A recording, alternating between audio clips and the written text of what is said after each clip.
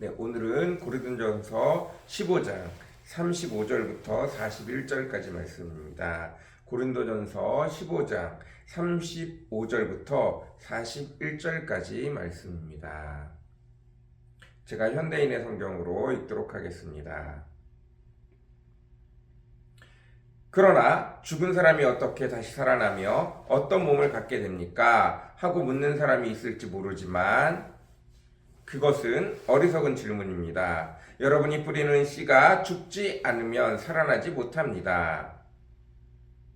여러분이 뿌리는 것은 형체를 갖춘 식물이 아니라 밀이나 그 밖에 다른 씨앗입니다. 그러나 하나님이 자기가 원하시는 대로 그 씨앗 하나하나에 본래의 형체를 주십니다. 육체라고 해서 다 같은 것이 아니라 사람의 육체와 짐승의 육체와 새의 육체와 물고기의 육체가 각각 다릅니다. 하늘의 형체도 있고 땅의 형체도 있으나 그 영광이 각각 다르며 해와 달과 별의 영광이 다르고 별과 별의 영광도 다 다릅니다. 아멘. 네, 오늘은 고린도전서 15장 35절부터 41절까지 말씀입니다. 부활한 몸에 대해서 이야기하고 있습니다. 우리가 다시 살아난다고 하는데 그러면 그때는 어떻게 다시 살아납니까? 우리가 80세에 죽었으면 80세에 살아납니까? 아니면 0살로 다시 살아납니까? 아니면 가장 젊었을 때의 모습으로 다시 살아납니까? 우리가 부활하면 모두가 다 할아버지 할머니로 부활하게 되는 겁니까? 그때 0살에 죽은 아이는 그럼 0살에 부활하고 30살에 죽은 아이는 30살로 부활합니까? 우리가 모두가 다 한때에 부활하기 때문에 다 할머니의 모습으로, 다 할아버지의 모습으로, 혹은 젊어서 죽은 사람은 젊어서 죽은 모습으로, 어린아이로 죽은 사람은 어린아이로 모습으로 다 같이 동시에 부활합니까? 부활에 대한 여러 가지 질문들이 분명히 있습니다. 그러나 우리의 이 모습 이대로 다시 부활한다고 하는 것을 믿는 사람들은 조금 어리석을 수 있다라고 사도 바울이 이야기하고 있습니다. 사도 바울은 이렇게 설명합니다. 우리의 모든 식물들이 다 그 씨앗이 땅에 묻혀서 죽으면 새로운 형태로 나타난다는 것입니다. 수박, 수박 씨가 요만한 검정씨 있는데 그게 땅에 떨어지면 썩어서 죽어 없어지면 그곳에서 뿌리가 나고 줄기가 나고 이렇게 조그만 수박의 모양이 아니라 푸릇한 줄기와 이파리 그리고 결국에는 이렇게 큰 수박을 열매 맺는 것을 보게 되어집니다. 모든 씨앗이 그 형체를 가지고 있지 않아요. 전혀 다른 모습을 가지고 있지만 그 씨앗이 썩어서 죽으면 결국은 다른 모양의 원래의 수박은 수박대로, 사과는 사과대로, 레몬은 레몬대로, 토마토는 토마토대로 열매를 맺는 모습을 보게 되어집니다. 그 씨앗에서 도대체 어떻게 그런 나무가, 어떻게 그런 덩굴이, 어떻게 그런 열매가 나오는지 모를 정도로 전혀 다른 모습의 형체들의 모습으로 태어나는 것을 볼 수 있습니다. 마찬가지입니다. 우리 육체라고 해서 이 땅에 있는 육체 그대로 다 죽은 대로 다시 부활하는 것이 아니라고 얘기합니다. 각각 그 형체가 다르고 그 형체의 영광도 각각 다르다고 말합니다.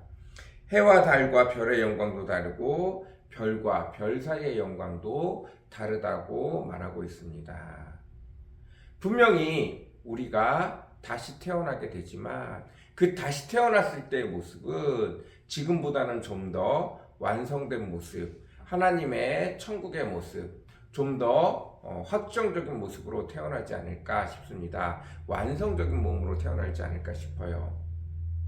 가령 우리가 지금도 과학적으로 우리 몸을 다시 분석하면 우리의 근육 조직이 제대로 힘을 발휘하면 지금보다 10배 정도 더 센 힘을, 더 빠른 일들을, 더 귀한 일들을 할 수 있다고 해요. 우리 뇌도 마찬가지로 인간이 아무리 뇌를 많이 써도 5%, 7%를 넘어서지 못하는데 마지막 천국에 가서 하나님 우리를 다시 깨울 때에는 분명히 우리의 뇌가 100%다 활용될 줄로 믿습니다.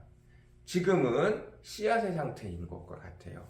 그러나 그 씨앗이 죽어서 썩고 그것이 다시 태어나기 시작하면 요만한 씨앗에서 이렇게 큰 덩굴과 나무들이 나고 결국은 10배, 20배, 30배, 60배, 100배의 열매를 맺는 것을 보게 되어집니다.